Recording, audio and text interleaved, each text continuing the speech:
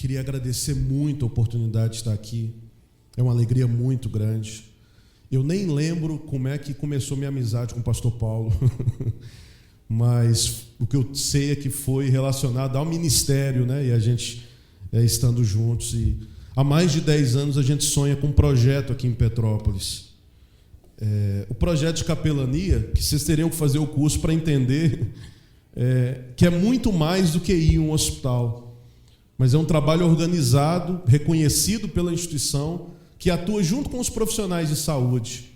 Atualmente eu sou capelão titular do INCA, Instituto Nacional de Câncer, da Unidade de Cuidados Paliativos para pacientes sem possibilidade de cura. Hoje, nós fazemos parte da equipe de saúde. Hoje eu sou professor universitário porque os cursos de medicina, os cursos da área de saúde reconhecem a importância do olhar espiritual para o paciente. E diante desse sonho que Deus colocou no nosso coração, a gente tinha o sonho de trazer esse projeto para cá, para Petrópolis. E é interessante como tudo acontece no tempo de Deus. Porque depois de 10 anos de amizade, no ano passado a gente entrou em contato com o pastor Paulo, formamos a primeira turma, e no mês de formatura da primeira turma, o primeiro hospital de Petrópolis abriu as portas para a gente. E na reunião que a gente teve, já começou a ver outras possibilidades de outros hospitais que a gente vai entrar para a glória e honra do Senhor. E nós temos hoje a formatura da primeira turma de capelania hospitalar da cidade de Petrópolis. E é uma alegria muito grande. Foi uma alegria muito grande passar 8 meses com esses servos de Deus, conversando, compartilhando experiências, aprendendo juntos. E hoje a gente fecha um ciclo. Ontem começou a segunda turma já, porque a gente entende que o projeto ele precisa continuar. Então a segunda turma de capelania começou ontem e vamos aí pelos próximos 7 meses estar juntos. Bom, como uma formatura, um culto de celebração a Deus, mais uma formatura, eu queria falar para todos, mas eu queria falar em especial para vocês formandos. Por isso eu queria pedir que os irmãos possam abrir suas Bíblias no Evangelho de João, capítulo 15. João, capítulo 15, nós vamos ler de 1 a 8. Quem não trouxe Bíblia, senta do lado de um crente e para a gente poder ler. João 15, 1 a 8.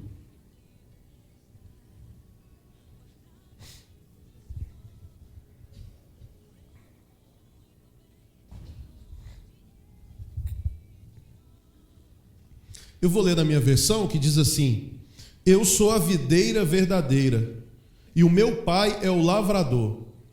Toda vara em mim que não dá fruto, atira e limpa toda aquela que dá fruto, para que dê mais fruto.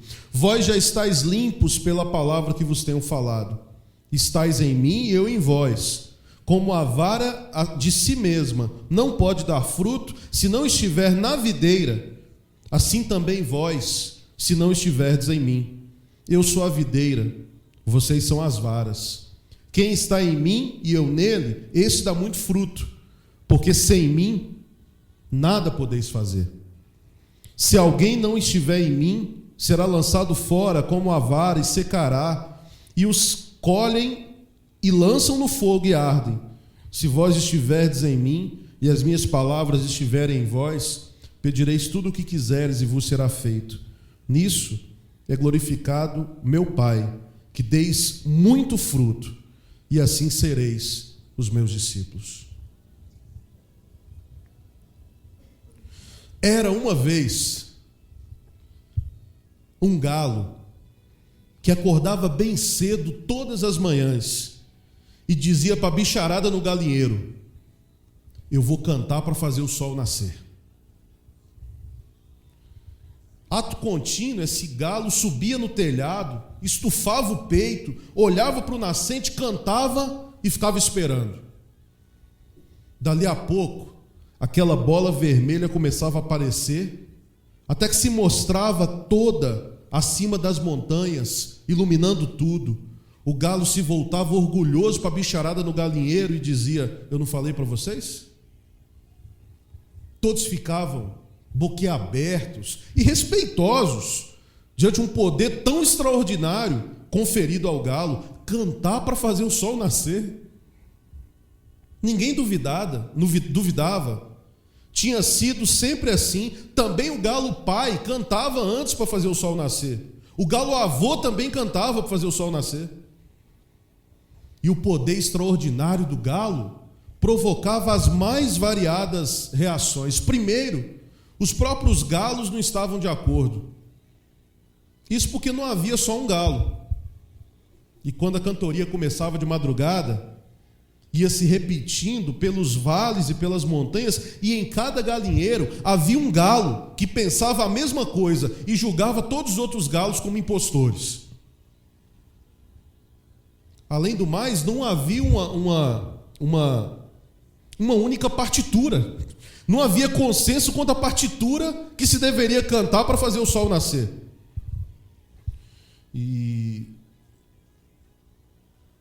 E aí, quem cantava fora da minha partitura eu classificava como heresia. Em cada galinheiro também imperava o terror. Os galos jovens tinham que aprender a cantar igualzinho o galo velho. E se houvesse algum que desafinasse, ou que trocasse bemóis por sustenidos, ele era imediatamente punido. Por vezes a punição era a proibição de cantar, mas sendo mais grave o desafino, ameaçava o galo com o caldeirão de canja do fazendeiro. Depois havia uma grande ansiedade no galinheiro. Olha, e se o galo ficasse rouco? E se o galo esquecesse a partitura? Quem cantaria para fazer o sol nascer? O dia não amanheceria? E por causa disso, todos cuidavam do galo com muito cuidado, para que o galo não ficasse rouco. E ele, sabendo disso, ele exigia sempre um tratamento de primeira. E aconteceu, como era inevitável, que uma certa madrugada, o galo perdeu a hora. E não cantou para fazer o sol nascer. Mas sabe o que aconteceu? O sol nasceu sem o seu canto.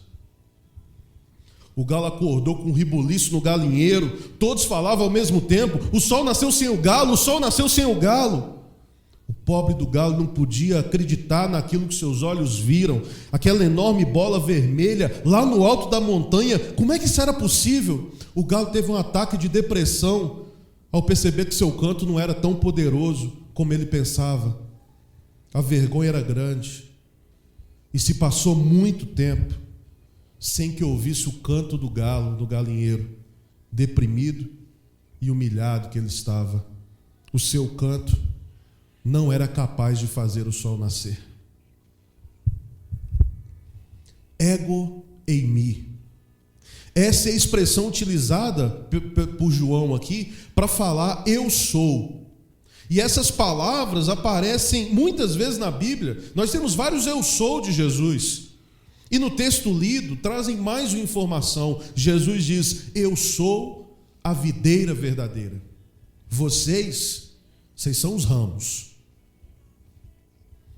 Segundo um teólogo chamado Rudolf Bultmann, a frase ego eimi, a palavra ego, ou seja, eu, é mais um predicado que um sujeito.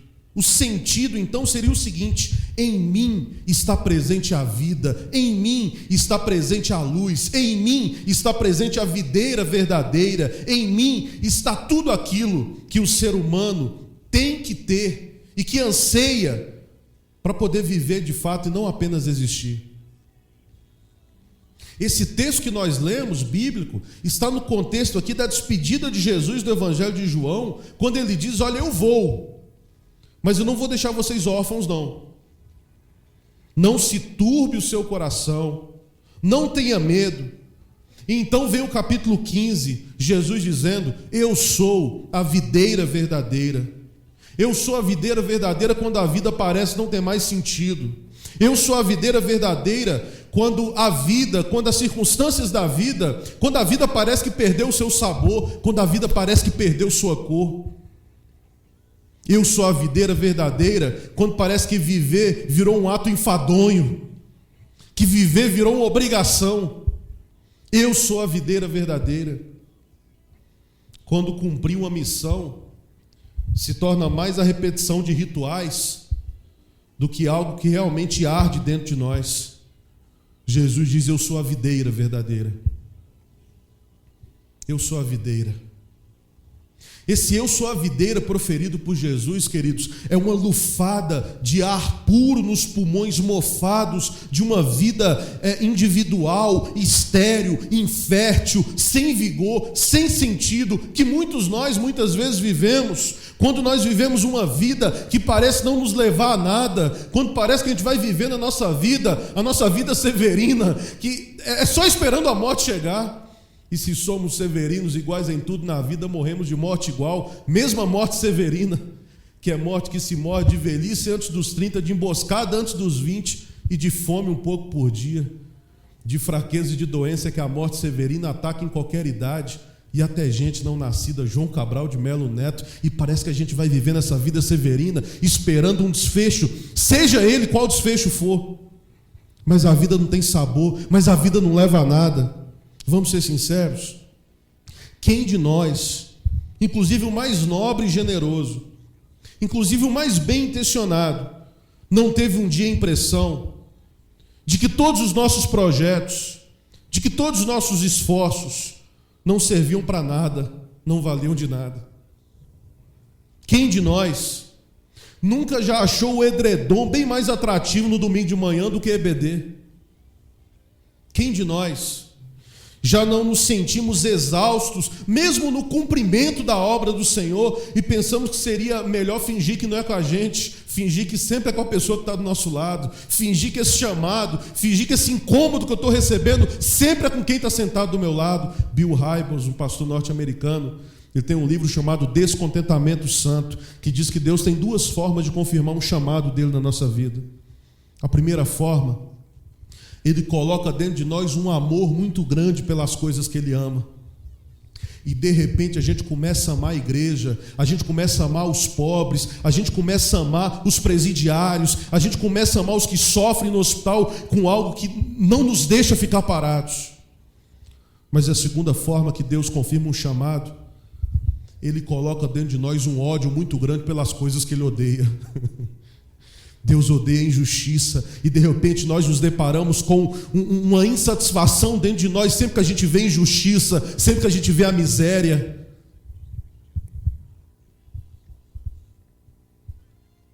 Quem de nós já não nos frustramos ao descobrir que o sol nasce, independente do nosso canto, da nossa partitura, pois o nascer do dia, o acontecer, é mais importante que o nosso ego, é mais importante que a nossa vaidade.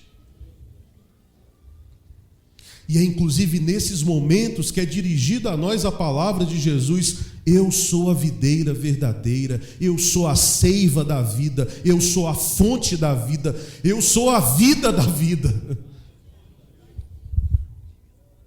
Não será essa a grande questão do nosso tempo? Talvez nós tenhamos perdido o vício de graça que vem da presença de Deus. Nós perdemos a ligação com a fonte. Nós somos os ramos, nós somos as varas que não levam em consideração estarmos ligados à videira, estarmos conectados à fonte. Nós perdemos a alegria. E é interessante que esse mesmo texto, no versículo 11, Jesus diz: tenho-vos dito essas coisas para que a minha alegria esteja em vocês. Será que nós temos perdido a alegria de cumprir a missão quando nos desligamos da fonte e o interesse está mais nos holofotes? É interessante quando nós dizemos que somos comissionados.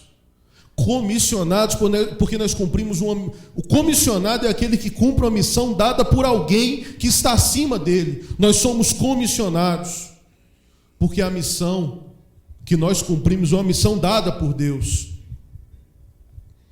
O texto bíblico vai dizer: quem ama a sua vida. E é interessante, a palavra vida aqui no grego não é vida bios, né, que é vida orgânica, mas a palavra vida é psique, que é a tradução grega para alma. Olha que interessante.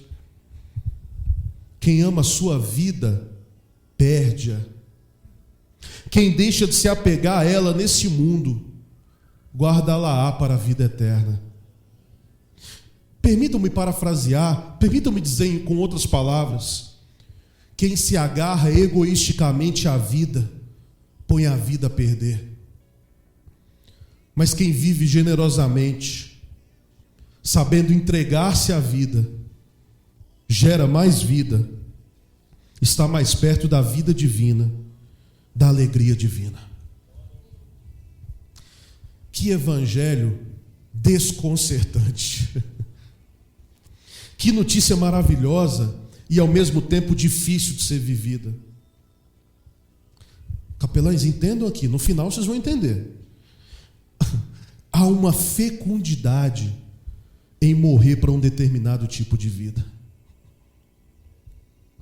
Há uma riqueza que só pode ser percebida, que só pode ser usufruída se nós morrermos para um determinado modo de ser no mundo, o modo de ser sozinho, o modo de ser que se preserva para não perder. Porque a morte, aquela danada que a gente não gosta nem de falar o nome, é morte também para um outro tipo de existência.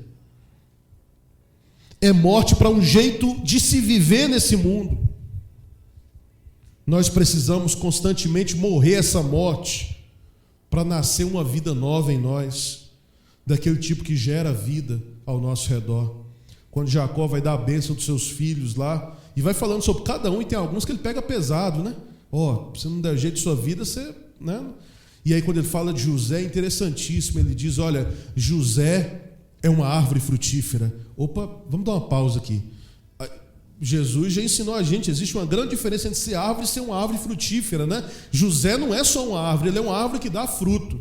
Mas ele continua, José é uma árvore frutífera plantada à beira de uma fonte. Opa, deixa eu dar mais uma pausa aqui. Eu sou lá do norte de Minas, Vale de Jequitinhonha, aquela região. Uma vez indo lá para a roça dos parentes lá do meu pai, eu lembro, meu pai, minha família, meu irmão, minha mãe, no Fusca dourado que meu pai tinha, o único Fusca dourado da cidade, e a gente indo, olhando aquela vegetação típica, assim, muito seca, né, do Vale de Jequitinhonha. Eu vi uma tirinha de vegetação verde passando assim, eu tinha uns 8 anos de idade, e eu falei, papai, por que no meio de tudo aquilo seco tem aquela tirinha de vegetação verde na paisagem? E meu pai disse, meu filho, ali está indicando que está passando um rio, e onde o rio passa, as árvores plantadas à beira do rio, as folhas dela conseguem ser verdes o ano inteiro. José não é só uma árvore frutífera, José é uma árvore frutífera plantada à beira de uma fonte. Mas deixa eu dar a terceira informação, que o texto bíblico nos diz. José é uma árvore frutífera plantada à beira de uma fonte, cujos galhos passam por cima do muro. Lá na casa de minha mãe, lá em Minas, tem um pé de manga que é uma bênção, porque tem uma vizinha que tem um pé de maracujá. E o pé de maracujá trepou no muro, agarrou no pé de manga, e hoje o nosso pé de manga dá maracujá. E a gente brinca para ela dizendo, olha, o maracujá que passou do lado de cá é nosso, né? E ela brinca, tá, mas a manga que passar pro lado de cá também é minha. Uma árvore cujos galhos passam por cima do muro é uma árvore que sempre abençoa o vizinho. É uma árvore que nunca dá fruto para si só. É uma árvore que não vive olhando para o seu próprio umbigo, para suas próprias necessidades, que não vive olhando para o eu primeiro. Mas é uma árvore que dá fruto para aqueles que estão ao redor. A proposta de Jesus é: permaneçam ligados em mim. Vocês estão entendendo isso? Sem mim, vocês não são nada. Sem mim, vocês não podem fazer nada. Inclusive até a fé que vocês se gabam de ter, eu sou o autor e consumador da fé de vocês. Sem mim nem fé vocês teriam. Sem mim vocês não podem fazer nada. E quando vocês se desligarem de mim, esquecerem da fonte e acharem que as coisas acontecem por causa de vocês, vocês vão secar. Nosso problema não são os problemas da vida, não são os impasses da existência, não são os embates com o mundo, não. Muitas vezes o nosso problema é ter força interior para enfrentarmos os problemas cotidianos da vida. E assim nós nos justificamos para fugir da missão que nós temos nesse mundo. Na missão que nós temos nesse mundo. Que Eu sou professor da Junta de Missões da Igreja Batista, da Convenção Batista Brasileira. Eu sou completamente a favor de missões transculturais, gente. Que isso? Completamente a favor. Mas entenda o seguinte: ofertar é uma função nossa, sim, para missões. Mas ofertar não pode ser um desencargo de consciência para a gente não fazer missão. E ofertar não é terceirização. Não é eu pagar para alguém fazer no meu lugar. Não tira de nós a responsabilidade de sermos missionários onde nós estamos. Mas quantas vezes as dificuldades da vida, quantas vezes os problemas se tornam justificativas para a gente esquecer da missão. Eu aprendi na minha infância a atravessar os vales da sombra da morte recitando o Salmo 23. Quando eu ficava com medo de dormir, Bruninho pretinho desse tamanhozinho lá no interior de Minas, estava com medo de dormir, papai ia para mim, papai me fez decorar o Salmo 23. E a cada momento eu lembrava do Salmo 23. Como papai é mineiro, achei uma versão aqui que me lembrou ele. O Senhor é meu pastor e nada há de me fartar. Ele me faz caminhar pelos verdes capinzar. Ele também me leva para os corgos de água calma. Ainda que eu tenha que andar nos buracos assombrados, lá pelas encruzilhadas do capeta, eu não careço de ter medo de nada. A modo de que Ele é mais forte que coisa ruim. Ele sempre nos prepara uma boa boia na frente de tudo quanto é maracutaia. E é assim que um dia, quando a gente estiver mais para lá do que para cá, nós vai morar no rancho do Senhor, para até nunca mais se acabar. Eu sou a videira. Permaneçam ligados em mim, porque vocês são os ramos. Aquele que permanece em mim produz fruto. A proposta de Jesus para a sequidão, para a esterilidade de uma vida sem fruto, é estar conectado à videira. Quantas vezes nós queremos ser mais sábios que o rei? Quantas vezes nós achamos que o que fará o nosso ministério andar é a nossa inteligência, é a nossa capacidade, é a nossa astúcia, e nós não nos atentamos que nossa busca incessante por esses frutos acaba nos afastando da videira, da fonte, e nos fazendo secar. A gente tem tanta estratégia, a gente tem tanto método, e a gente tem esquecido de estar conectado a Deus, de estar buscando a Deus em oração. Antes de bolar os nossos métodos e as nossas estratégias, a gente não tem dedicado um tempo de oração para perguntar: Deus, é isso que o Senhor quer mesmo? Talvez por isso demorou 10 anos, pastor Paulo. Talvez por isso.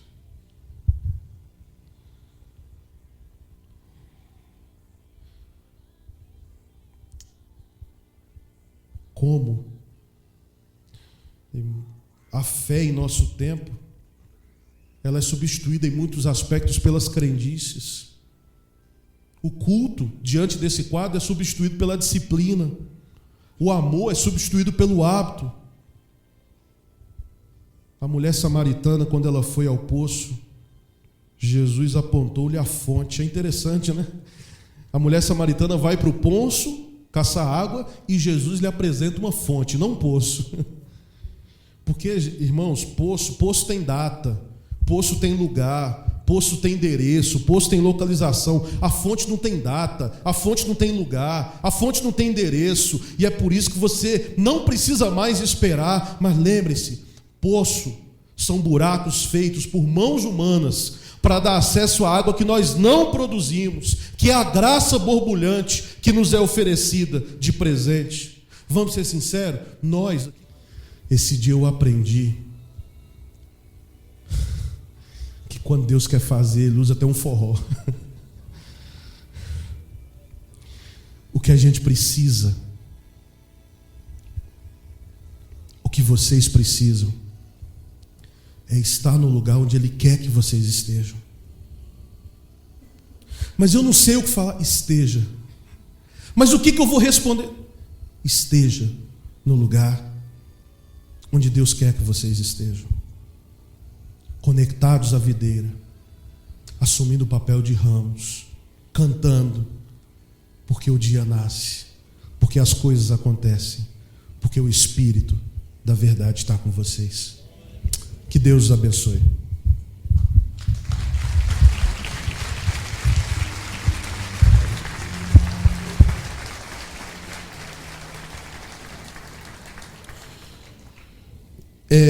Eu vou correr aqui um pouquinho. A gente sempre...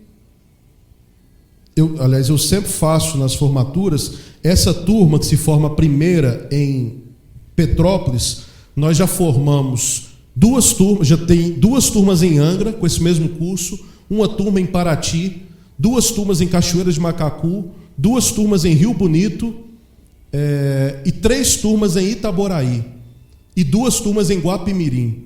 E Petrópolis, então, entra como mais uma das cidades onde acontece o curso. E eu sempre escrevo uma carta de despedida que eu queria ler para vocês.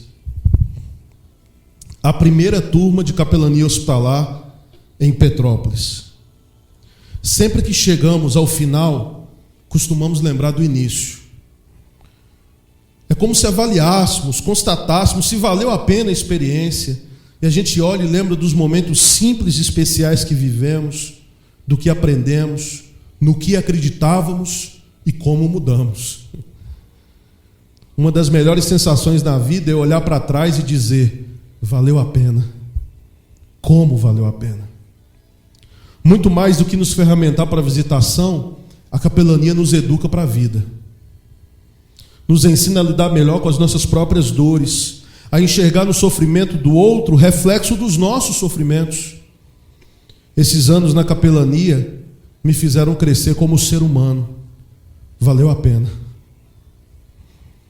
Vocês darão continuidade a um trabalho que hoje fazemos parte e talvez amanhã seremos apenas uma lembrança de mais alguns que passaram e marcaram sua história. Como tantos outros que passaram por esse curso e no seu tempo fizeram a diferença. Martin Luther King Jr.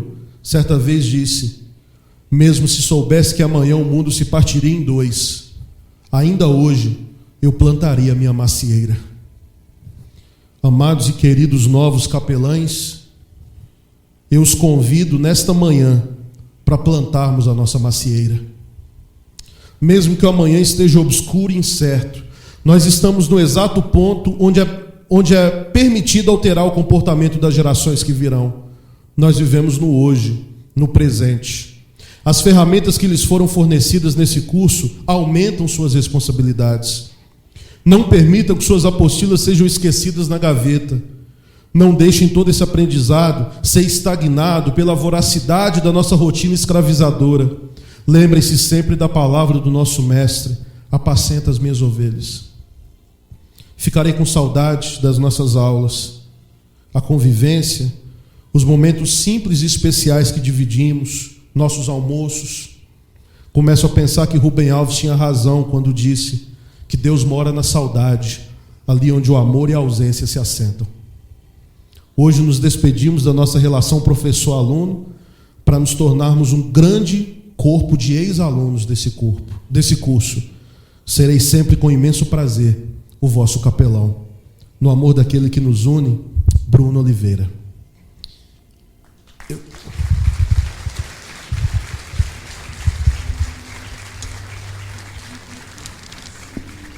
Queria convidar aqui à frente o pastor Paulo, que a gente vai fazer a entrega dos certificados. Eu vou ler o nome. Pastor Paulo, assim que eu chamar, pastor Paulo vai entregar o certificado e eu vou pedir que vocês fiquem aqui em pé, porque depois a gente vai cantar uma música e a gente vai passar colocando broche de cruz em vocês. Então, ao receberem, por favor, fiquem em pé aqui à frente, tá? Ana Maria Bernardo da Silva. Palmas, por favor.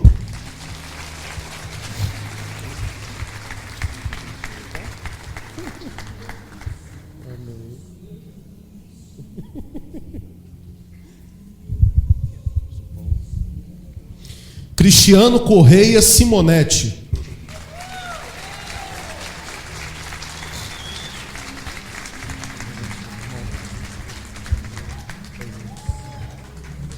Entreguei não. Felipe Wagner de Oliveira e Silva.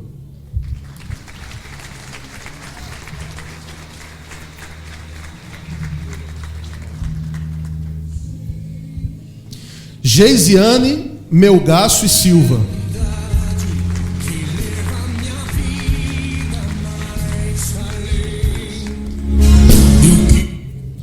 Joá Santana dos Santos.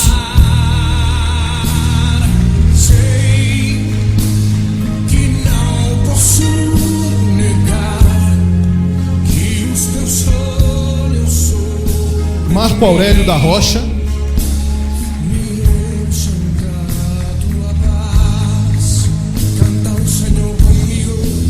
Maria da Conceição Dias Costa.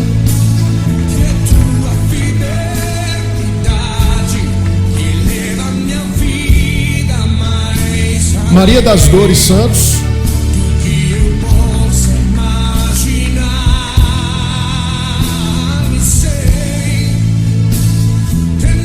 Maria Esté Itaboraí Santos.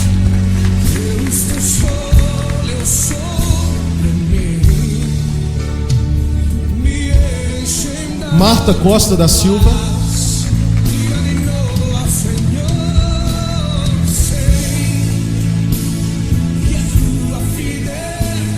Miguel de Oliveira Costa.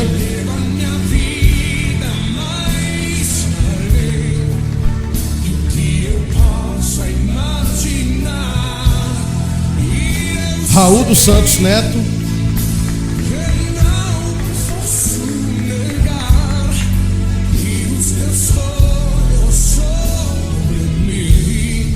Sérgio Macedo.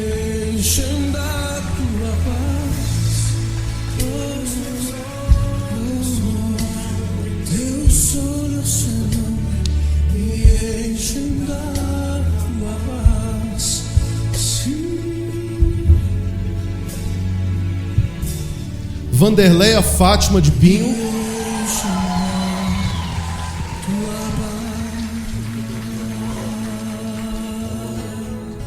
Faltou alguém? Vitor Roque dos Reis.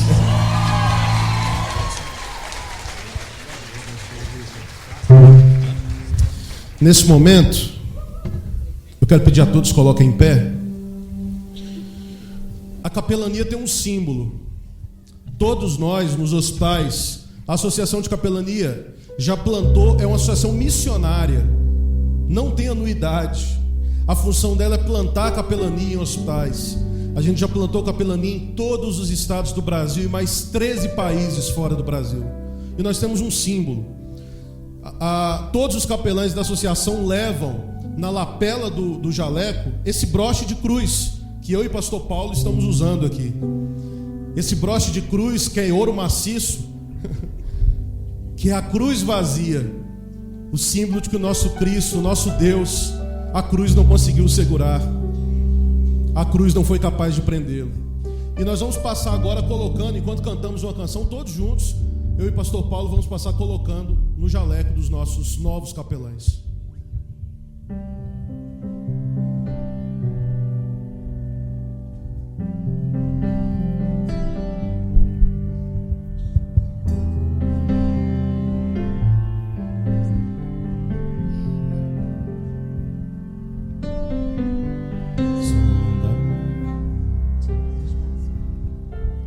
Sonda-me, Senhor, e me conheces. Quebranta o meu coração.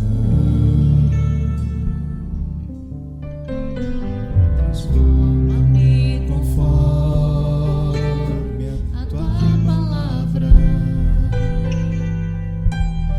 e enche-me até que só a ti, então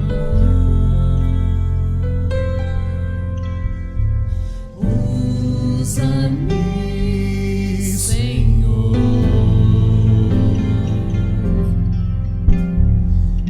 usa-me como um farol que brilha à noite, como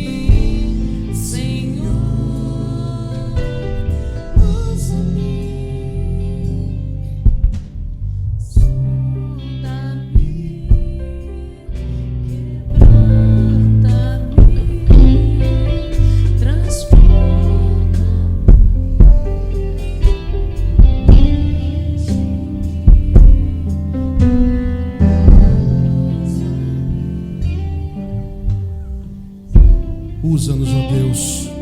Usa-nos, ó Pai. Eu quero entregar nas tuas mãos cada formando, cada novo capelão. Eu quero te pedir, Deus, que o Senhor os incomode. Eu quero pedir que o Senhor os incomode, para que lembrem daqueles que existem, daqueles que estão nesse exato momento nos leitos dos hospitais dessa cidade, precisando saber que o Senhor também morreu por eles, precisando receber uma palavra de conforto, de amor, precisando receber um olhar, um toque. Eu quero pedir que o Senhor nos lembre isso a cada dia, Pai. Que esse dia seja a semente de algo muito bonito que vai acontecer nessa cidade, Pai. Que os hospitais dessa cidade possam ser alcançados. As portas já estão abertas, Pai. Eu te louvo por isso. Eu te louvo, Pai, porque os hospitais já abriram as portas. Mas eu quero pedir que o Senhor esteja levantando mais pessoas como essas aqui à frente, dispostas a consolar, a levar o teu amor, Pai, àqueles que sofrem nos hospitais. Confirma o teu chamado no coração de cada formando, de cada um. Abençoa, Pai, o pastor Paulo. Obrigado, Deus. Obrigado pelo teu servo nessa cidade. Obrigado, Pai, pela instrumentalidade do teu servo. Te louvamos, Pai. Te louvamos por essa igreja. Te louvamos no nome de Jesus. Amém. Amém. Que Deus te abençoe. Sente novamente. 60 minutos. Eles vão voltar para o lugar. Pode se sentar novamente. Só quero agradecer a Deus por esse dia tão especial.